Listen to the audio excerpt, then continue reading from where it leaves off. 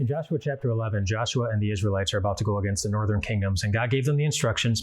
Don't be afraid of them. Don't be discouraged by how many there are, their size, their weapons, anything like that. Just go and attack, and by this time tomorrow, I will give them into your hands, and you're going to win.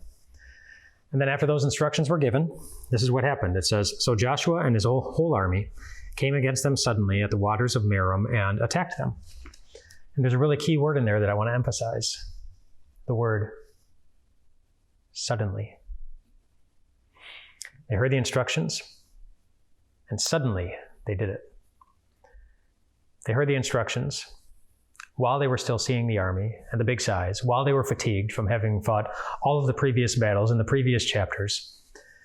They went and attacked just like the Lord told them to, did exactly what he said, even though they didn't have as many weapons or the types of weapons that the enemy had.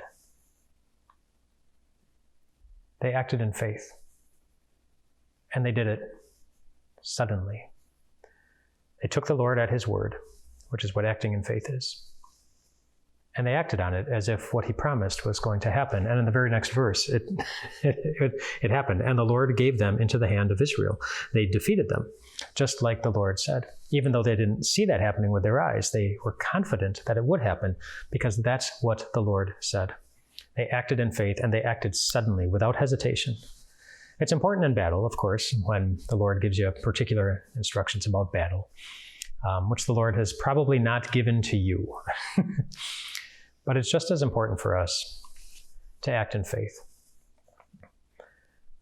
And I'm going to focus on one particular area of your life where some battles might sometimes happen. Your relationships. Those are the ones where the things that make life sometimes really, really hard and much harder than you would like them to be. Often, the closer a person is to you, the more damage they can do to your heart, to your confidence, to your happiness. But the Lord gives us instructions when it comes to our relationships. And you might be familiar with these particular instructions, just some of the many instructions the Lord gives us when it comes to any relationship, where he says, love is patient. Love is kind. It does not envy, it does not boast, it is not proud. It is not rude, it is not self-seeking. It is not easily angered, it keeps no record of wrongs. Love does not delight in evil, but rejoices with the truth. It always protects, always trusts, always hopes, always perseveres. Those are the instructions that God gives us when it comes to how we're supposed to treat others. And it doesn't say, do these things if they've done a really good job of treating you well. Do these things if they've made your life really, really easy and if they've shown great appreciation for you. Do these things when they're really, really nice. It just says, do these things. And sometimes that's hard, to be patient with those who are not patient with you, to be kind with those who are not kind with you, to hold no record of wrongs against those who have most certainly wronged you and hurt you. Following these instructions will require something. It will require acting in faith, believing that what God says will happen when you follow his instructions will happen. And there is something that he promises will happen when you put these things into practice. It's the very next verse. It's 1 Corinthians 13. That's where those words come from. Love is patient, love is kind. Those are verses 4 through 7. And then in verse 8, there are 3 words which are a promise from God.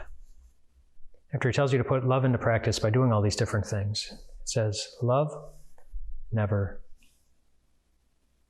fails. And that's a promise from God, that he will not fail to care for you when you put his love into practice. He will not fail to give you all that he knows you need when you follow his instructions, even when it's really hard. And he knows it's hard to love. It was hard for Jesus to be patient on the cross, to be kind to those who were hurting him, to keep no record of wrongs against those who were killing him, whose sins were burdening him. But he did it.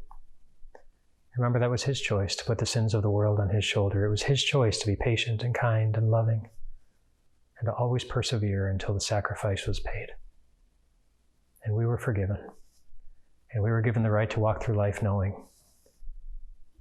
that we are loved on our good days and our bad days. And we always will be. Even Jesus knows it's hard to sometimes put God's word into practice, his love into practice.